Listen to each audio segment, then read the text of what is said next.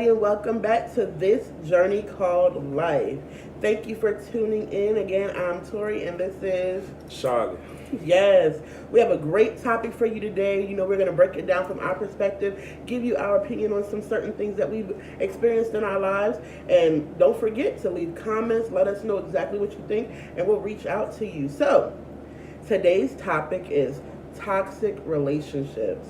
We both have experience being in toxic relationships, and we want you to be free. We don't want you to stay there. So we're going to break it down and give you some different types of toxic relationships that we've experienced, and we're going to get right into it.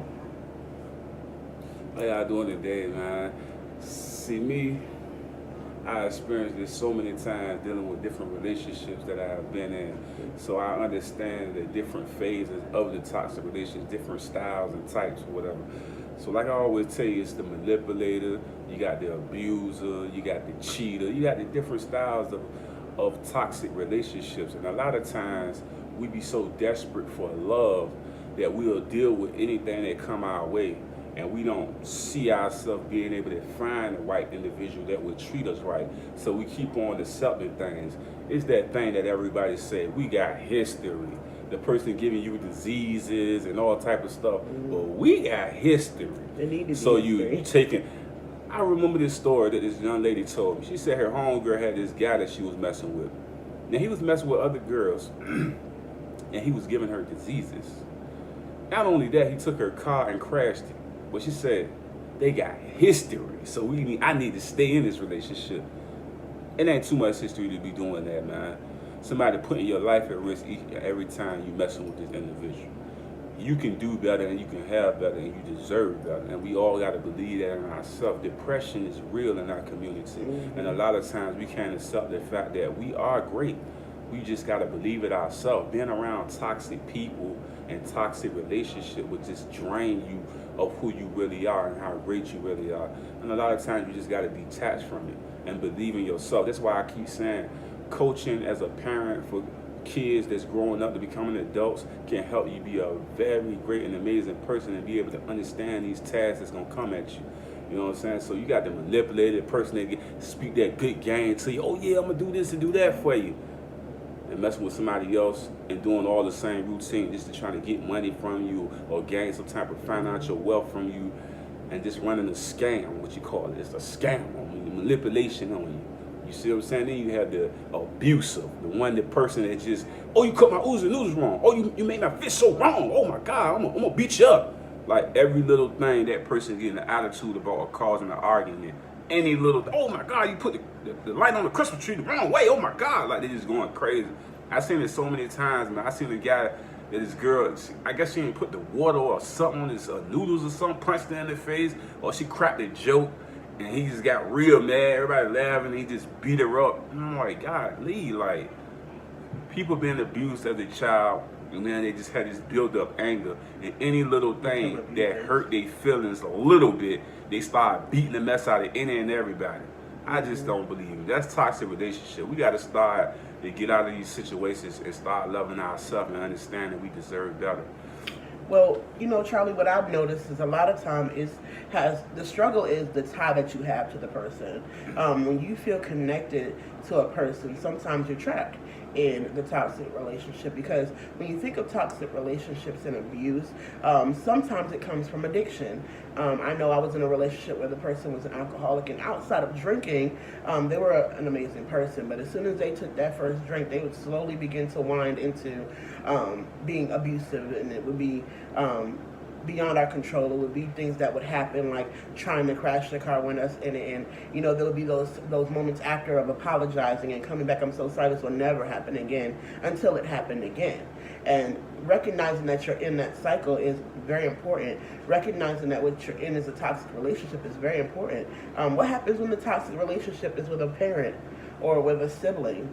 The person that you don't want to have to love from a distance, because we family, we blood. Blood is thicker than water, and sometimes water is thicker than your blood. Like, you got to really be at a place where you can see that this particular person is trying to pull from you or trying to drain you of everything that you have. I know a person whose father was definitely the one that was the abuser in her life, and because of that, she ended up marrying somebody just like it, and it was kind of like a pattern of what she had always known. It was the norm. It was, oh well, yeah, he yells and screams, but I'm used to it. He'll be all right after a while. No, there comes a point where you have to break that cycle. Toxic relationships, like he was saying about the person making the oodles and noodles wrong, or cracking the joke. It's the underlying issues because, like he said, people who are abused, they tend to be more likely to become an abuser. And he might have been dealing with the humiliation of it, or you making a joke in front of my boys and taking it to a whole different place because he hasn't learned how to balance his emotions. That's when you have adults that are still trapped in a childlike state. And they haven't been matured enough to know that people can make jokes. You should not be ready to abuse them. And when you get into these psychological issues, no, you're not a doctor. And women, I'm not telling you to shrink no man. Don't sit there and try to heal him or none of those things. But recognize when you see these issues. And like he said about loving yourself enough, sometimes like me, when I first met this person, when I first got in a relationship, he wasn't behaving toxic. Like, even the behaviors that he did that was crazy, or I witnessed him drinking, he would never do things to me. And that's the psychological part that she'll be stuck in, like, oh, he won't do it to me. He would never do that to me. He might have did that. I hear girls say all the time, oh, that's what he did to her. He did to her. Oh, he did to that girl. But realize that that's a part of that man's makeup. It's a part of that man's characteristics. It's only a matter of time before he does that to you. Right now, you may be the new thing that's on the menu, but once he becomes familiar with you, or he begins to let his hair down, guaranteed you'll be the one walking in those same shoes. So learn to recognize those signs. And I used to pray and ask God to give me signs. And I remember one time I prayed and asked God to give me a sign about a relationship I was in. And that same day, the person I was with acted crazy. I mean, crazy, like was literally getting drunk and trying to fight people, just randomly trying to fight them. And I remember trying to comfort them in that moment. Well, going full circle, after it was all over, I remember crying and saying, God, why didn't you show me this? And he took me back to that day. He said, if you would have walked away that day, you never would have experienced half of what you went through. And I'm just like, wow, because God does send warnings. A lot of times we'll just throw it to the side like, oh no, that's just what happened in that instance. And I'm showing you what's in his character. I'm showing you what's in his personality. I'm showing you what he's potentially capable of. So be aware of those signs. And then some things like dealing with toxic relationships, don't let it go on into your kids. That was a mistake that I made. I was staying because of the love that I had for the person, but I didn't realize until the day my son hit me how much he had seen, and it was way too much. It was time to go. So know when it's time to get out of these situations, recognize that the relationship is toxic, and love yourself enough.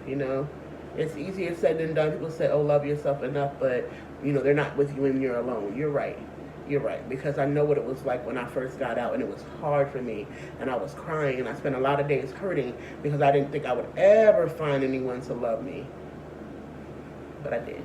So there is hope, and there will be hope, and I have an amazing husband, and he's not abusive. So sometimes you just have to be willing to let go of what you have in your hand, because what God has in his is greater than what you'll ever imagine.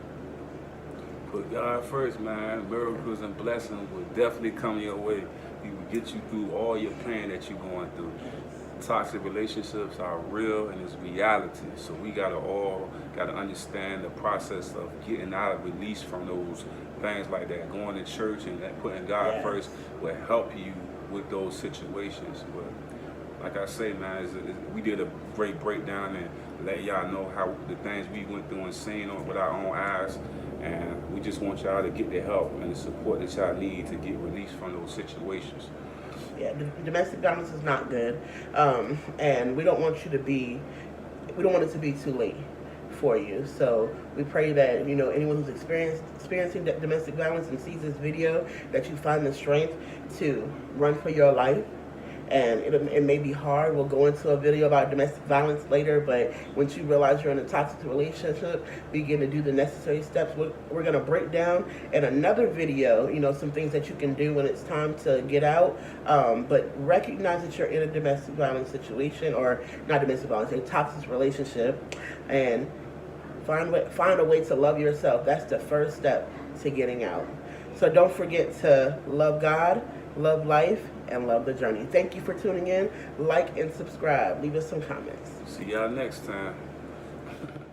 If you know someone experiencing domestic violence, or you may be experiencing something like this yourself, please don't be afraid to call.